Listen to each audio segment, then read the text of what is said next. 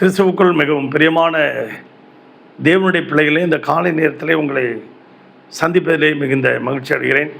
இந்த அனுதின மன்னா மூலமாக உங்களை சந்திப்பதிலே மிகுந்த மகிழ்ச்சி அடைகிறேன். இன்றைக்கும் தியானத்துக்கு எடுத்துக்கொண்ட வேத வசனம் 1 சாமுவேலின் புஸ்தகம் 17ஆம் அதிகாரம் 33வது வசனம். அப்பொழுது சவுல் தாவீதை நோக்கி, நீ இந்த பெலிஸ்தனோடே எதிர்த்து யுத்தம் பண்ண உன்னால் ஆகாது. நீ இளைஞன், அவனோ தன் சிறுவயது முதல் யுத்த வீரன் என்று சொன்னான். இவனோட எதிர்த்து நீ போராட முடியாது அப்படின்னு சொல்லுகிறார். இந்த கோலியாத்தை எதிர்த்து நீ போராட முடியாது அப்படின்னு சொல்லுகிறார்.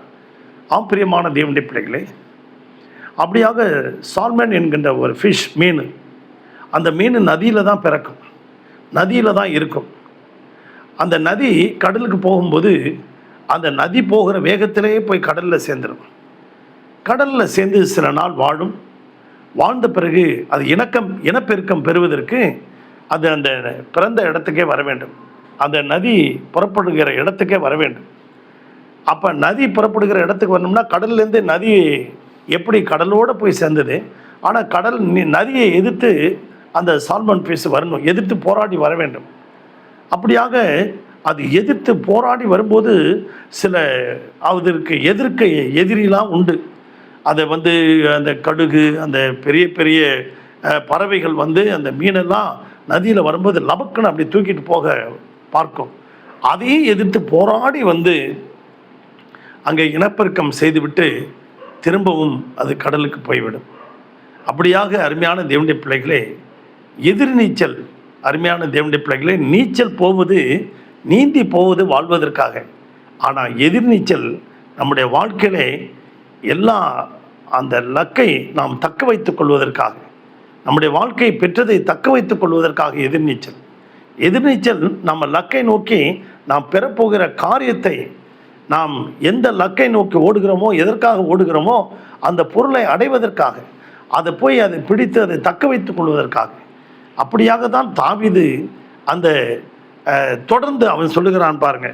நான் ஒரு சமயம் சவுல்கிட்ட சொல்கிறான், நான் ஆடு மேய்த்து கொண்டிருந்த போது சிங்கமும் கரடியும் அது வந்தது. அது அந்த சிங்கம் ஒரு ஆட்டை கவ்வி கொண்டது.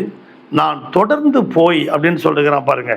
நான் தொடர்ந்து போய், நான் அதை தொடர்ந்து போக 35வது வசனத்தில், நான் அதை தொடர்ந்து போய் அதை அடித்து அதன் வாய்க்கு தப்புவித்தேன்.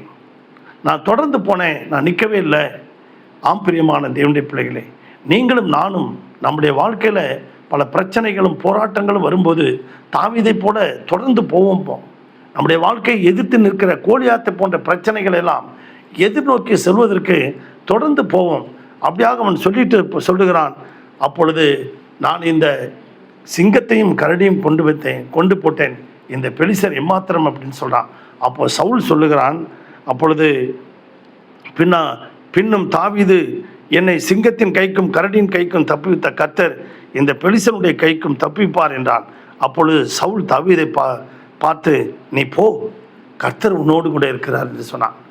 பிரியமான தேவனுடைய பிள்ளைகளே, நீங்களும் நானும் தொடர்ந்து முன்னேறி போவதற்கு கர்த்தர் தான் நமக்கு உதவி செய்ய வேண்டும். கர்த்தர் தான் நமக்காக யுத்தம் பண்ண வேண்டும்.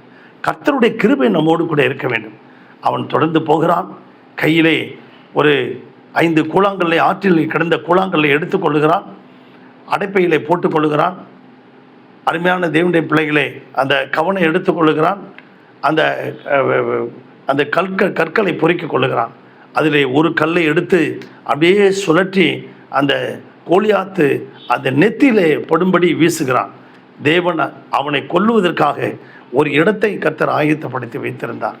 இன்றைக்கு அருமையான தேவனுடைய பிள்ளைகளே, நீங்களும் நானும் அந்த சத்துருவை மேற்கொள்ள, அந்த சாத்தானை ஜெயிக்க 40 நாள் இஸ்ரவேல் ஜனங்களை பயமுறுத்தி கொண்டு வந்த அந்த கோலியாத்தை வீழ்த்துவதற்கு அந்த 5 கூழாங்கல்லையும் ஒரு கவனையும் எடுத்துக்கொண்டான்.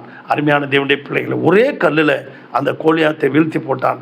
இன்றைக்கும் அருமையான தேவனுடைய பிள்ளைகளே, கோலியாத்தை வீழ்த்தி இஸ்ரவேலிலே ஒரு தேவன் உண்டென்று பூமியில் இருக்க எல்லா ஜனங்களும் அறியும்படி தாவீது செய்தது போல நீங்களும் நானும் சத்துரை வீழ்த்தி சத்துருடைய கிரியைகளை அழித்து நீங்களும் நானும் நம்ம ஊரில் ஒரு தேவன் உண்டென்று பூமியில் இருக்க எல்லா ஜனங்களும், வேலைச்சேரிலே ஒரு தேவன் உண்டென்று பூமியில் இருக்க எல்லா ஜனங்களும் அறியும்படி நாமும் இதே மாதிரி செய்வோமா? கர்த்தர் நம்மை ஆசீர்வதிப்பாராக.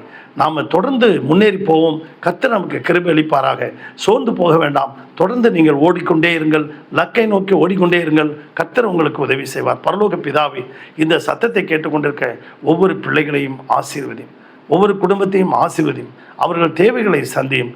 ஒரு குறைவில்லாமல் இதுவரைக்கும் நடத்தின கர்த்தரை இனியும் நடத்தும்படியாக ஜெபிக்கிறோம். இயேசுவின் நாமத்தில் வேண்டிக் கொள்கிறோம் பிதாவே. ஆமென். God bless you.